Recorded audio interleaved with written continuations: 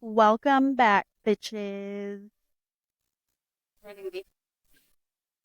Running a little late, per usual. We're just girls. Literally. We're literally just girls.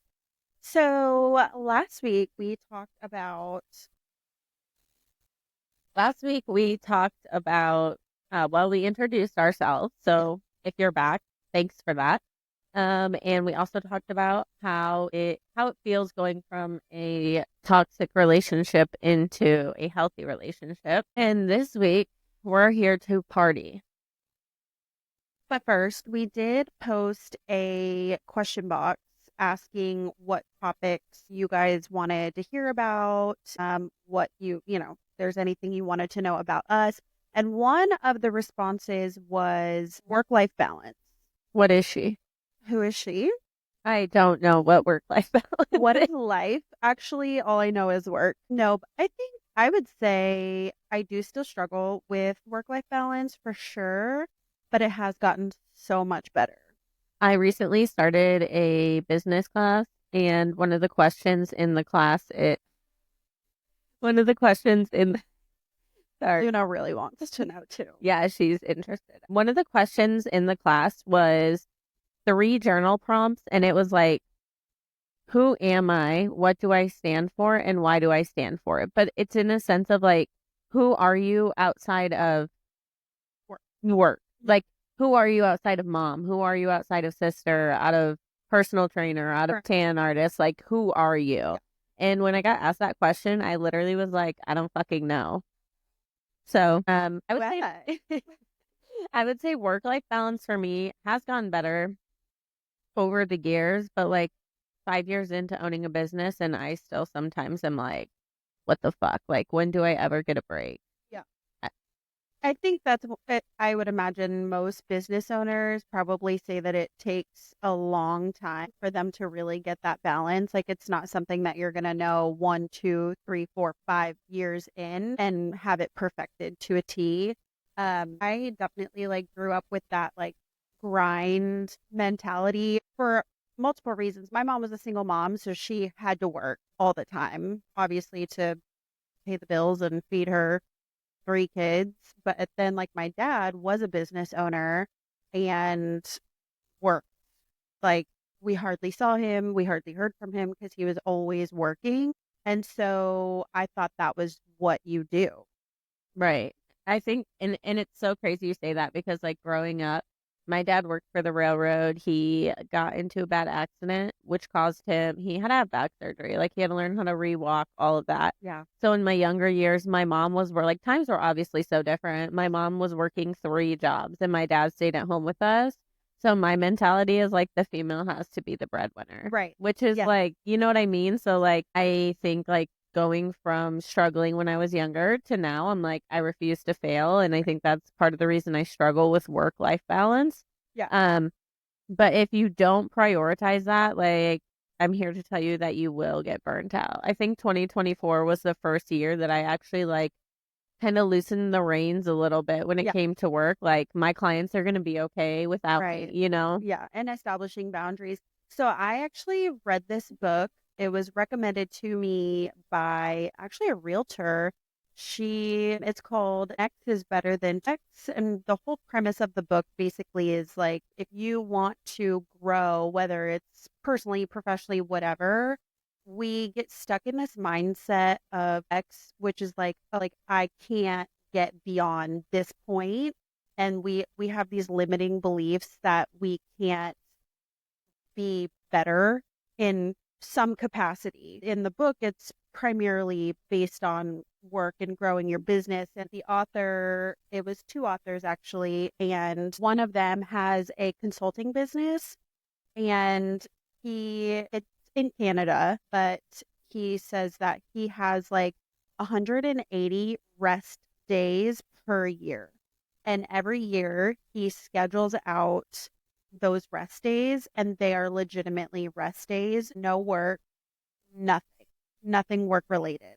Unless, of course, like an emergency happens because he is the owner of the business. If something, if a building is on fire, obviously you have to address that. He's like, no, I'm on a rest day, sir. He's like, do not disturb. But, and he just goes on to basically say, like, if you want to grow, like, if you want to be at a certain point that is bigger than where you are, you need to start making moves as if you're already there, prioritizing rest time.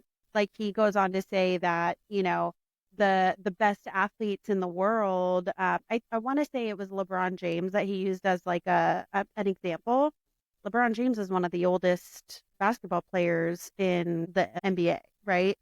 But he only gets to do that because he has the best of the best, on his team to recuperate afterwards. Sports medicine, team members that are there to give him the best treatment so that he can continue to play the game for as long as possible. Right.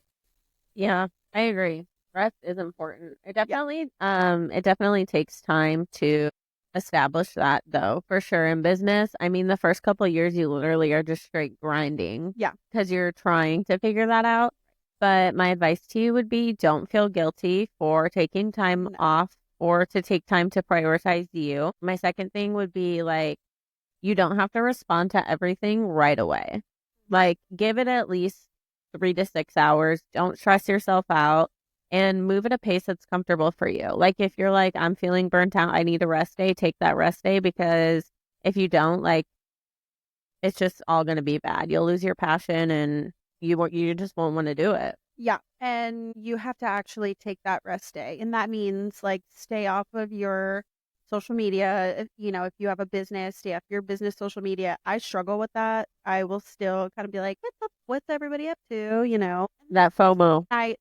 Especially if I'm like in a creative block as far as content, I'll still go on and I'll see everybody posting content and I'm just like, wow, what a piece of shit. I'm not doing anything. But it's like, I don't want to. I can't. Yeah. I'm not in the headspace to actually like do it. Yeah. I agree. Yeah. All right. Moving on from that. So if you figure it out, let us know. If you have any tips, tricks, anything that we did not already suggest, let us know.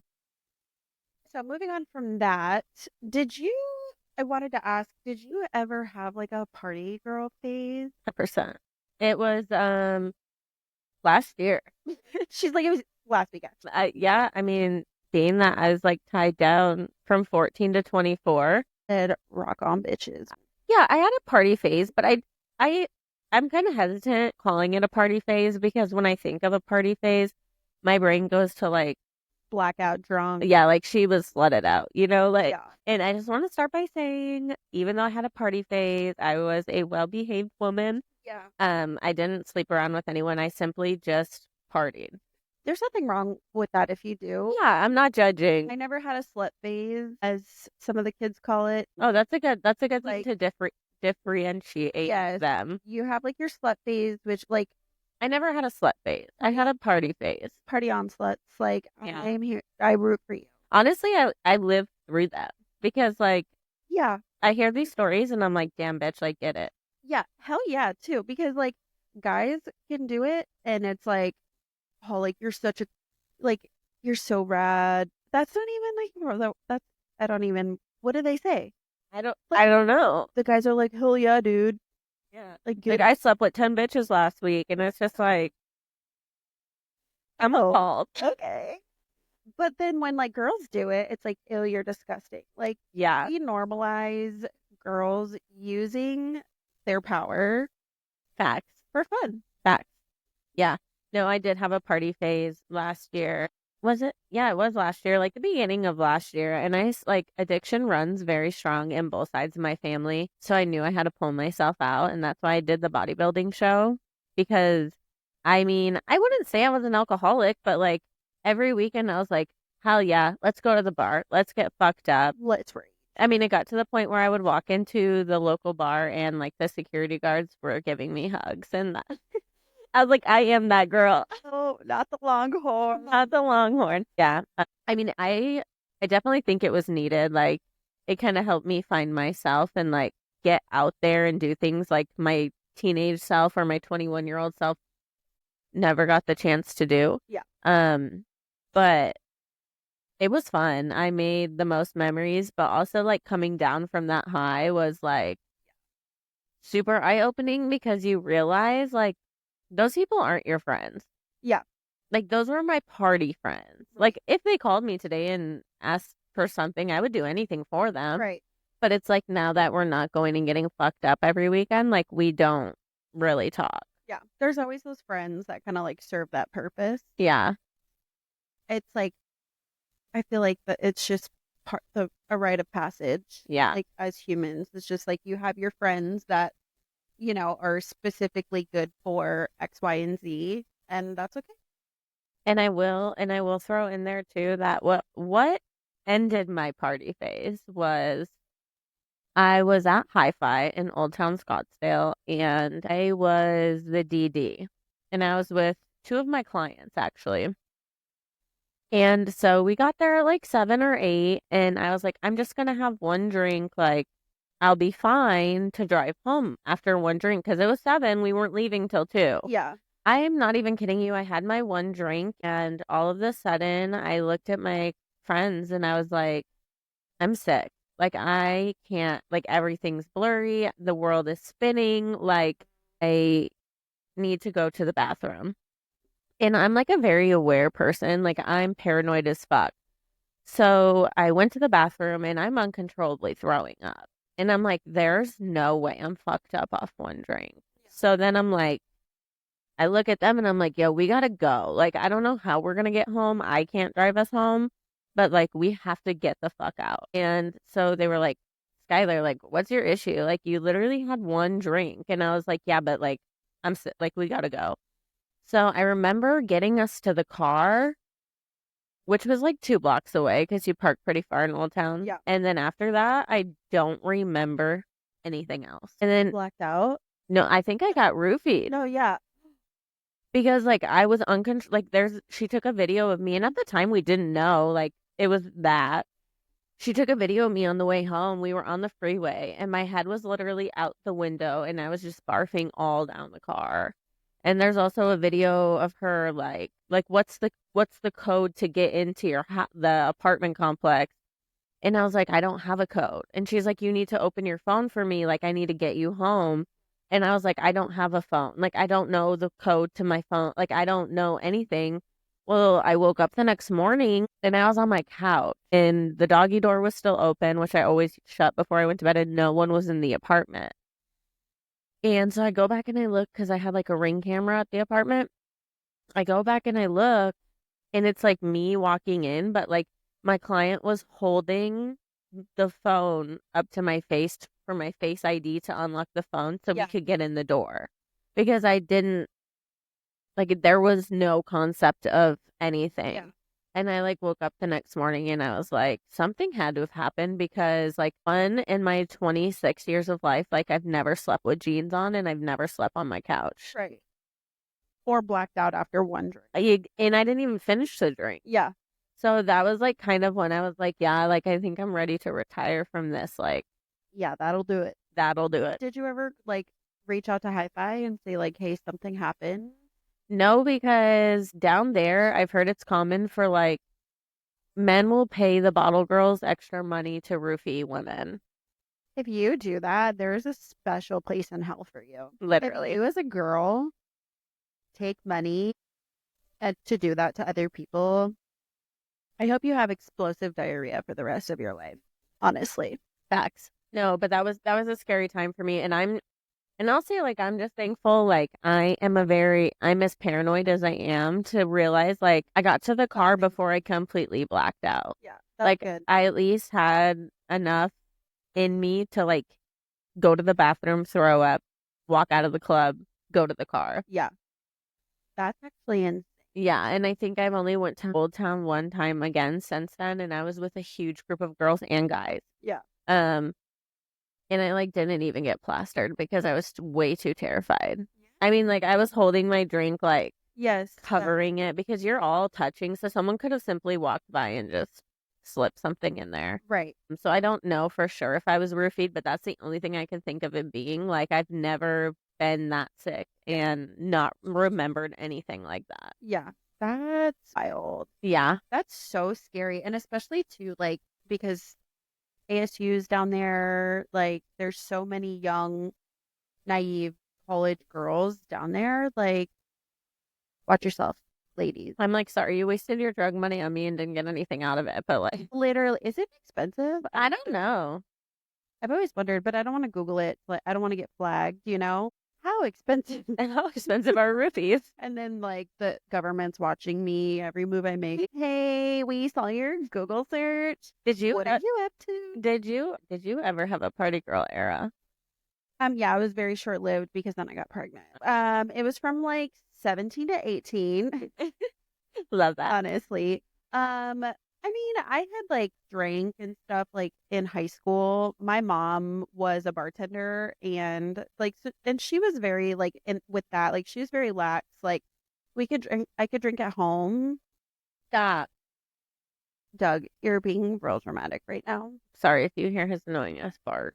So my mom would like let us have drinks like if we were gonna be home. If I went out, like I, obviously had to tell her like where I was going. But then I was introduced to my friend Molly.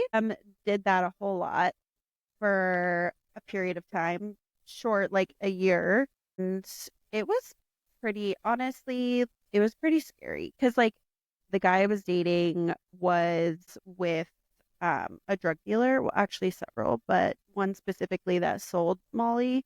And so it was so easily accessible. And that was like, was going to raves and all these like house parties. And it was something that I was doing like very regularly, actually. And if I wasn't doing Molly, I was getting blackout drunk. And like I've never been a good drunk.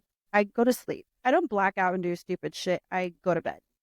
And so it just like, I truly believe that I got pregnant. Like, that was the universe's way of like saying, bitch, you need to slow down. And it worked. I definitely still, for a long time, like struggled with like drinking. Like, I would drink all the time. Like, not necessarily always getting like shit faced drunk, but I would drink most days of the week. I would have wine on my couch, cheap wine. I love cheap wine. And I think about all the days that I like went to work hungover, half-assed my job, like was just not a good employee, a good mom, just because I was shitty and hungover and not my best. And I hate feeling that way. Like I hate now. After I have a couple drinks, I'm like, if I have one more drink, I'm gonna feel like shit tomorrow. So I'm gonna stop. That self-control is crazy when it kicks in because like I remember like the anxiety I would get being hungover and I'm already an anxious person. Yeah. And I would just be like dying the next day. But on the weekend, I was just like, okay, cool, that's fine. Like just go have another drink, you'll be fine. Yeah. Like it'll subside. Yeah. But I will say from being in my party girl era, like I still drink, but very rarely. Like I would say now I'm a social drinker. Yeah. Like I will drink when a special event or like on occasion, whatever. But this is a problem. The old party girl in me comes out every single time. Hey. So like if I'm going out and I'm like, oh, I'm only gonna have 2 drinks, like no, we're partying. Like we are fucking partying. Like last weekend we went out for Bailey's birthday and I was like, oh, I'm just getting over not feeling well. I just finished my antibiotics from being sick. Like I'm going to have a couple drinks and then I'll probably Uber home early. Yeah.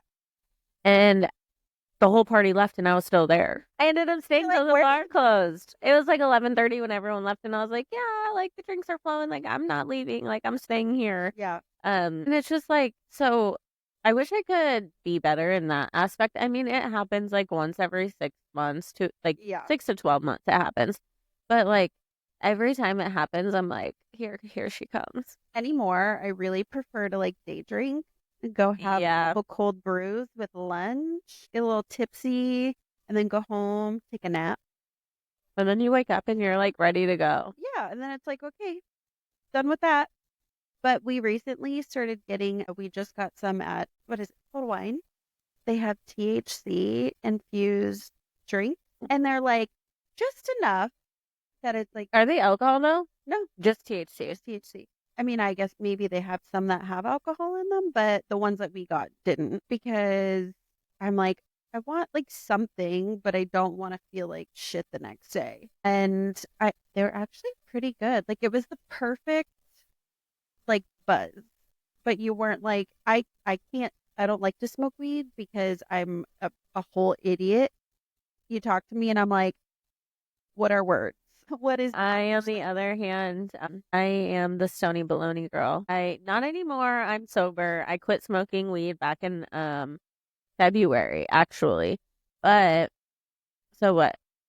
10 months. I have been sober for 10 months. Last year in my party girl era, though, too, I think I was just in a really rough spot in life. Yeah. All of last year. And there wasn't a time I was sober. Like, I would wake up in the morning, smoke a bowl, do what I had to do for the day. The minute I felt sobriety coming, another bowl. Like, there's nothing wrong with that, essentially. Like, honestly, like, I was a very successful stoner. Like, I'm not a stoner who like smoked and like was a couch potato.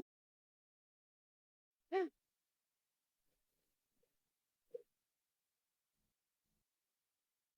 Okay, before technology really interrupted us. I wasn't a stoner though who could like just smoke weed and chill on the couch. Like, I always was doing something. Yeah.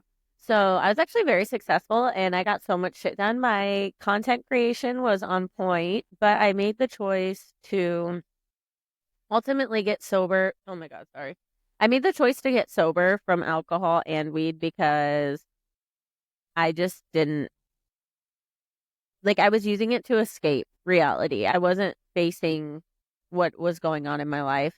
And then I got into a car accident and then I was like, all right, bitch, like you're done. I wasn't drinking and driving or anything, but like sometimes those things just make you realize like life is short and like I don't want to live it always fucked up on something. Right. Well, and I think that there's room at the table for those things, right? Like you can have drinks, you can smoke weed, like whatever, as long as you're doing it, like you're not doing it for the wrong reason. Yeah, or like doing it in moderation. But for me, it was like, I can't wait to get home and rip the bong. Yeah. Like, you know what I mean? Like, it wasn't like, Yeah.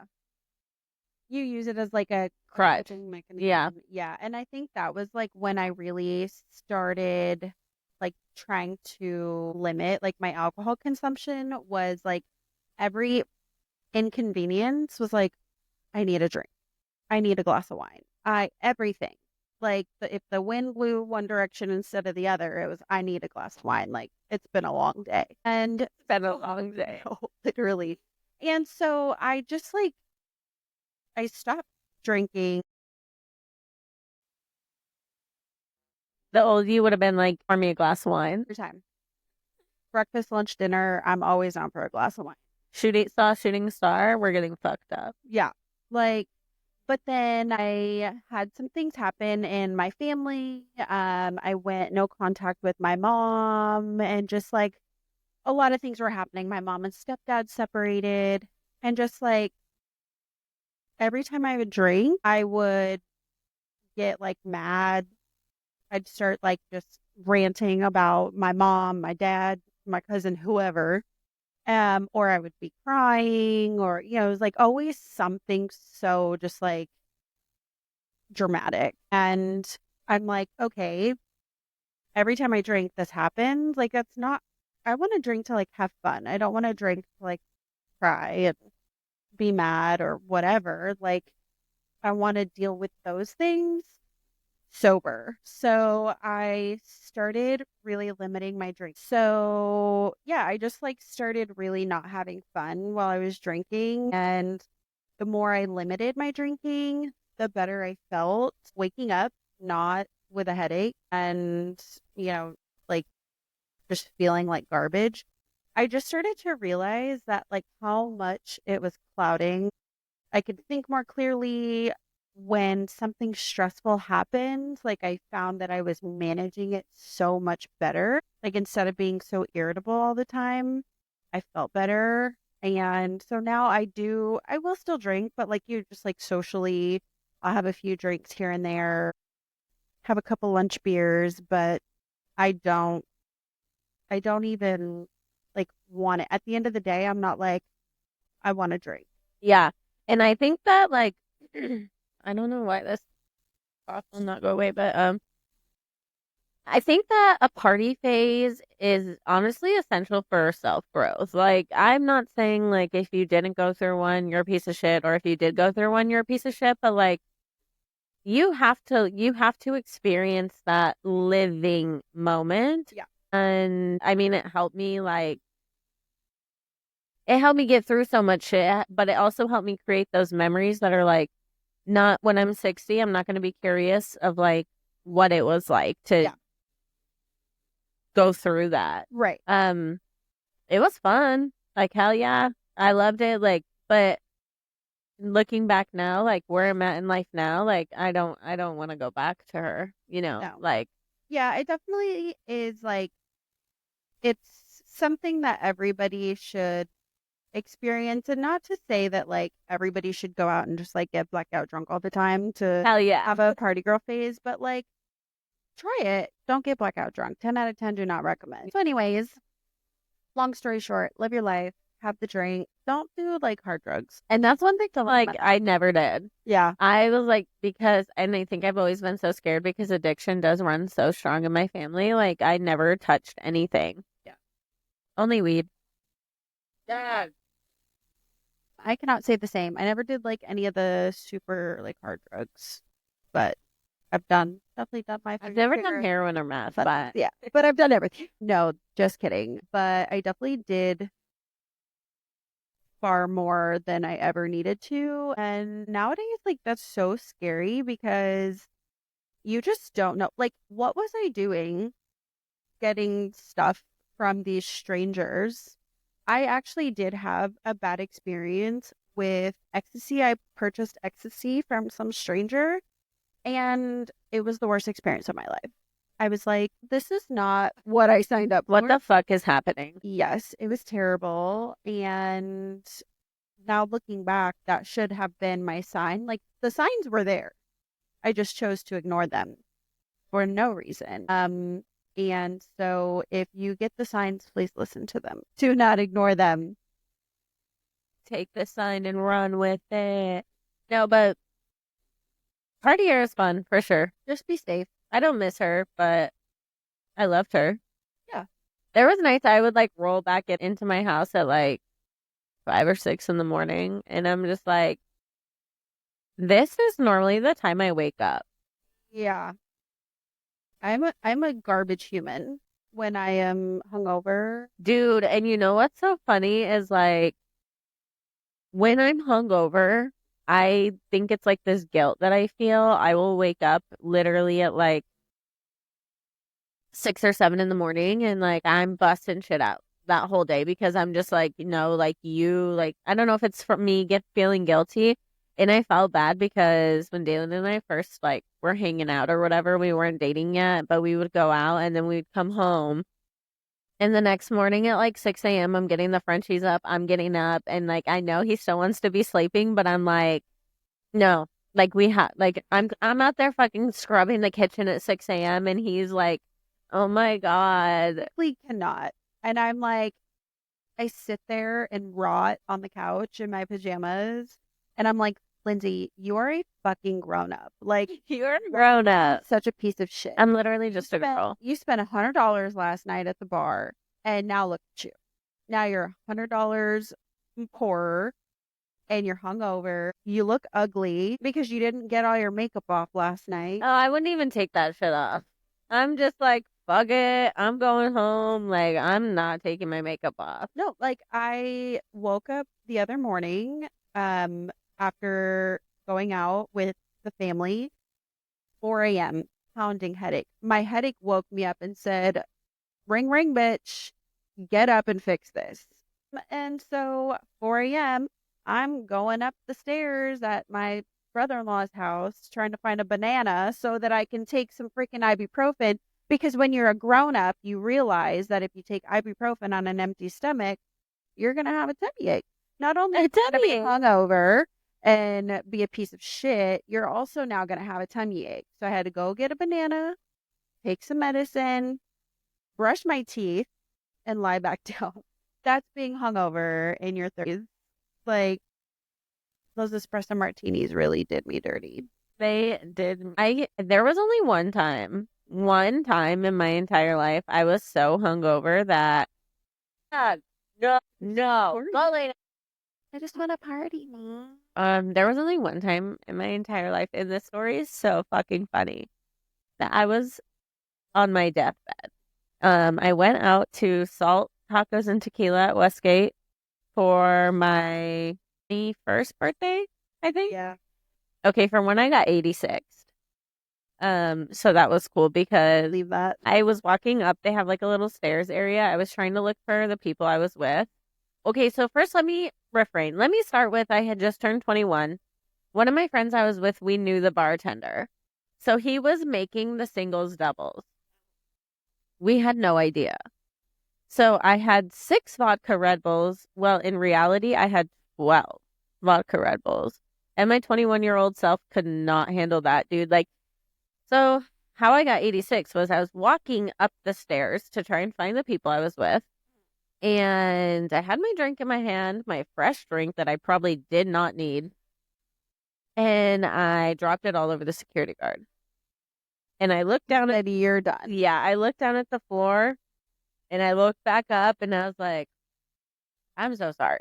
Like, I am so fucking sorry. Slurring. Yeah, I probably like can't even see straight. And then I'm like, he's like, ma'am, like, how about we get you some water? And I'm like, yeah, that sounds like a great idea. And then he gives me the water, but then he kicks me out. And then you can't leave the facility, like the restaurant or whatever you want to call it, with a cup. Oh, yeah. So I'm out on the bench in front. I don't know where all my friends are. They're still inside partying. And I'm puking on the bench in front, and I'm begging the guy at the door to get me a water. And he's like, I can't. I'm like, get me a fucking water. Like, I need something. So I get picked up. On the way home, I do vividly remember, like, I was like, pull the car over, pull the car over. They pull the car over. I'm at, like, put my head out the car to throw up, and I look up and I'm at a bus stop. Like, and they're just homeless people.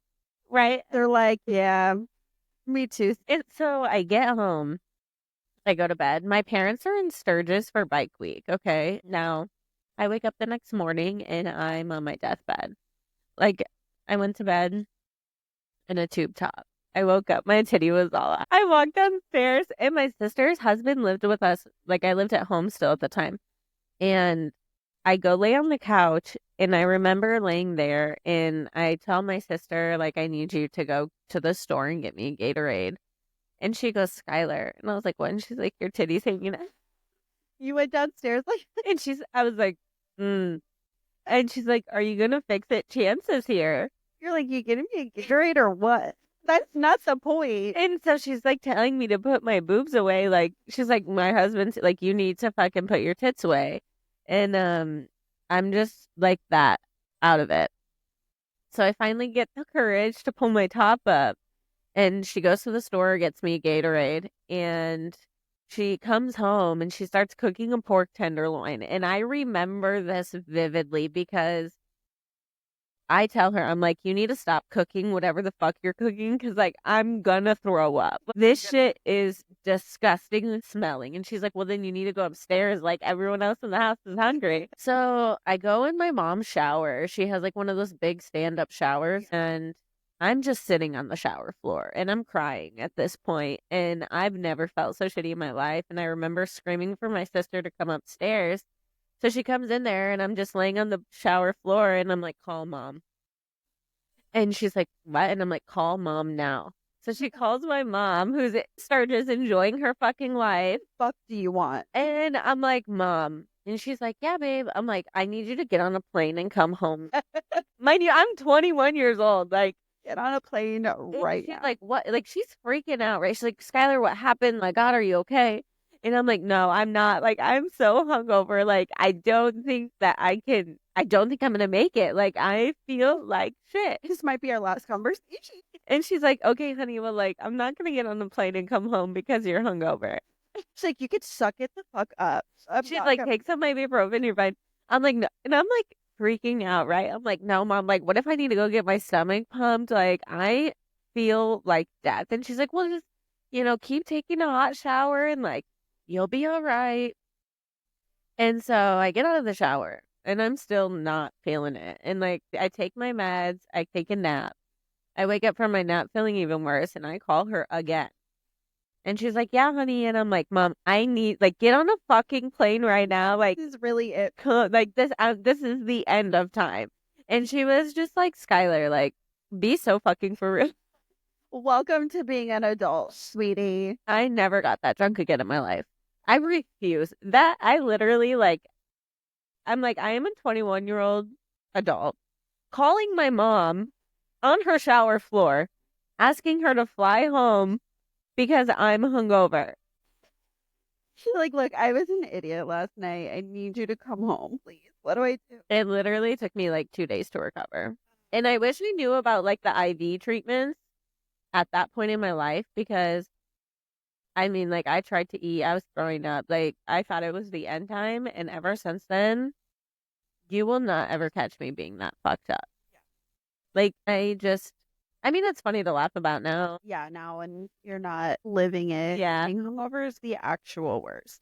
And no matter what you do, like all of the like hangover hacks, I've tried them all. It definitely makes me feel slightly less shitty, but I still feel shitty.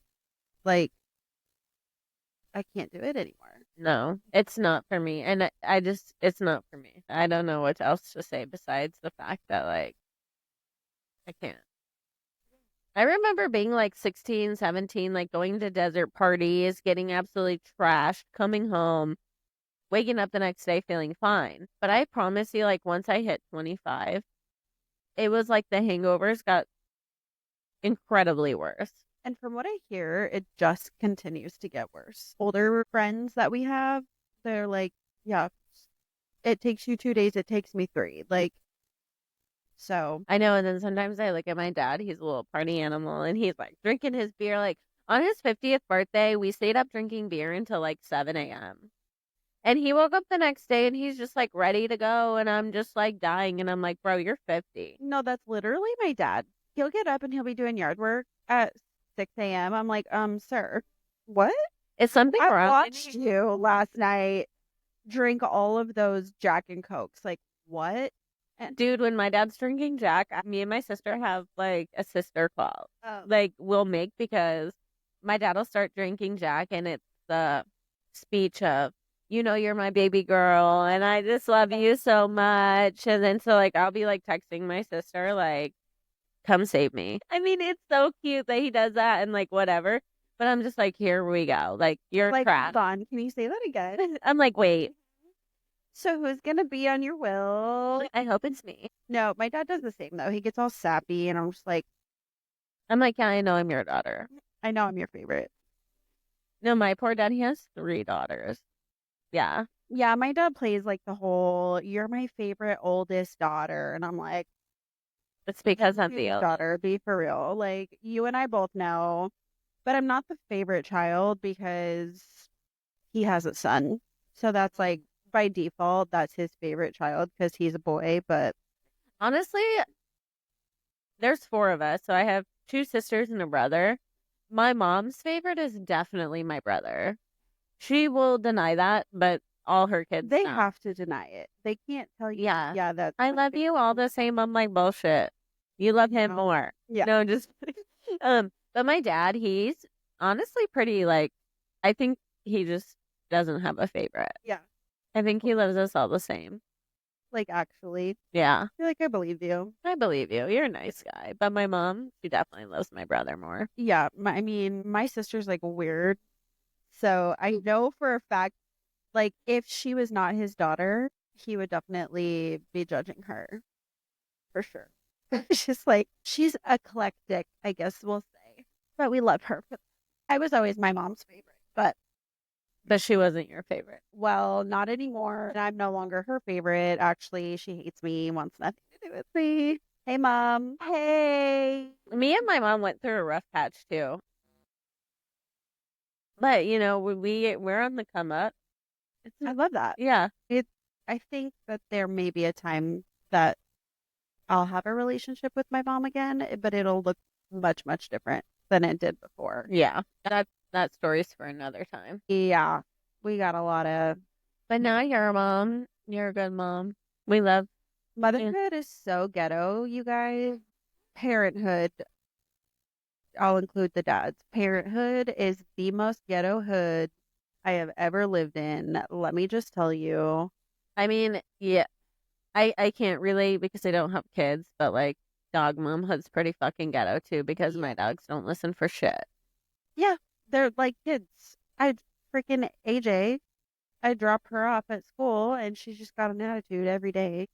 I I want like her. Starbucks today. Yeah, and I'm like, okay, I want you to clean your room.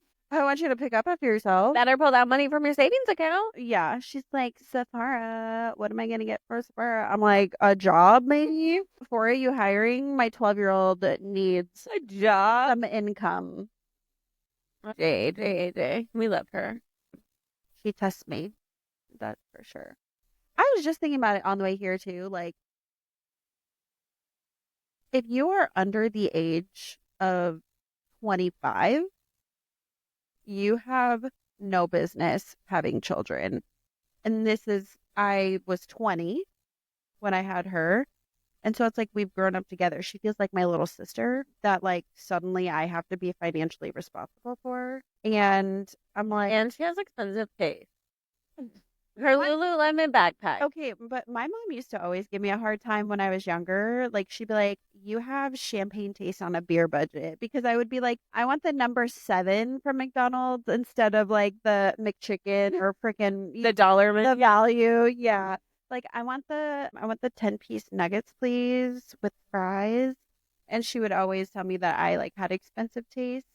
You're like, no, I just fucking love to eat. Yeah. The apple did not fall far from the tree, all right? But having to raise her is wild. It is wild out here in these streets. And I'm like, suddenly, I just stopped being a teenager like 2 weeks ago, and now I have one. It's like, excuse me, what? Roll your eyes at me again, and we're gonna take this outside. Period. Like, gentle parenting. What's that like? Sometimes you gotta let these kids know. Yeah. Like, I'll fight you. Don't make me, but I'll fight you. Today, tomorrow, next week, anytime. I'm always ready. I'm always ready. What do they say? Like, you can take the girl out of the hood, but you can't take the hood out of the girl. Period. Yeah. Out of the ratchet 520, where I came from. And party eras, what a time. Yeah, I got pregnant in my party era, and now here I am. Thankfully, I did not get pregnant in my party era. Yeah, to close that loop, the party era loop, be careful, because someone out there might be waiting to get you pregnant. I mean, It's all fun and games until someone gets pregnant. But I mean, I will say, like, I went through my party era with Dalen. So my current boyfriend, we weren't dating. We were just basically keeping each other company, I guess you could say. But unofficially official. yeah, we were doing our own thing. Yeah. But so thank God I never got pregnant. There were some scares, though, I'm sure. I would say more scares now that I've gotten out of my party era. Yeah. Than when I was in it. You're like not worried about it. Yeah, I'm just like I'm gonna go get fucked up and hope for the best. It's like such a wonderful state of bliss to just like not worry about it. Yeah. And you're just like, it's not gonna happen because I'm not worried. Yeah. I'm just a girl living my best life. I was trying to get Luna pregnant, but she can't have babies anymore, so she really fucked me on that one. Way to go, Luna. Yeah, good job. Look at her just digging away. You need to earn your keep around here. That's how she feels. She's all talk your shit. Just like, I'm gonna take this nice cozy nap while you bitches just keep talking. Yep. So I'm gonna chew these cords real quick if you keep it up. Keep it up. Well, that was fun. Yeah. Party era. What a great time. What a great time. Hopefully it doesn't come back. But, if it does, we will welcome her. I feel like growing up, there's definitely a time to kind of have it back. When you get like grown up money and you don't have like and you get your responsibilities kind of like figured out, like wow, if I save a little money, then I can do this. When the kids grow up, quit draining your bank account, you get to actually have a nice bottle of wine instead of the $2 chuck from Trader Joe's, I Honestly, bag wine though, we were a boxed wine family yeah. for a long time. For a long time. Or like I like Stella Rosa Red. It's like $13 at Safeway. Oh yeah, that's really sweet. Yeah, my hangovers are gnarly as fuck, but it tastes good going down. But the good wine though, like the really good wine, that'll have you on your ass in a minute. I know there's this wine at Cooper's Hawk. It's called the Red Romance. And it is my favorite wine ever. Yeah. So the cheap wine will carry you through longer. The good stuff that gets you. One bottle of wine is not the same for every wine. But one bottle of wine and I'm like feeling good. Here's the next. I'm like, where's my man at? No, literally. You're calling your ex. Wine drunk? Yeah. Wine drunk. How do I want to say this? Being wine drunk brings out a side of me that's like, I want to climb you like a fucking tree. Yep. It's different. Yeah. So different. But give me one more glass of wine and I'm going to bed. So you better get on it. Yeah, you have to find that sweet spot. There's a window of time. Yeah. That when I feel the buzz start coming on, I'm like, it's go time. Yeah. Because once the buzz comes on, I'm like, it's bedtime. Yeah. Because I will go to bed in 0.2 seconds. Yeah. Best sleep in my life. I'm just a girl. I'm literally just a girl. So sorry. All right, guys. Well, thanks for listening to us yap. Yeah, we love to yap about our ratchet days. You should have it. Everybody should. Yeah. Ratchet days honestly make the best memories. Yeah. Like a lot of growth. I have so many stories that are just like, bitch, you really did that. Yeah. Nothing good ever happens, really. That girl in the bathroom, you never see her again. That number you got, you're not going to text them. Those brunch plans you made for the next day, not going to happen. But it's fun in the moment. It's fun. It's like a whole little Delulu world. Yeah, for sure. Well, next week, it's the holidays. By the time you see this, it will be after the new year, 2025. We can talk about some goals, some New Year's. We don't want to say resolution per se, but maybe just some goals for the new year. Maybe goals that we had for this year, if we accomplished any of them. We survived, and if that's all we accomplished, that's cool too. Facts. But yeah, so maybe we'll talk about some goals and some other fun things. We'll see what else you guys want to hear. If there's any hot, juicy goss that we have to talk about, surely there is. There always is. There always is. Yeah. We'll see you in the next episode. Bye.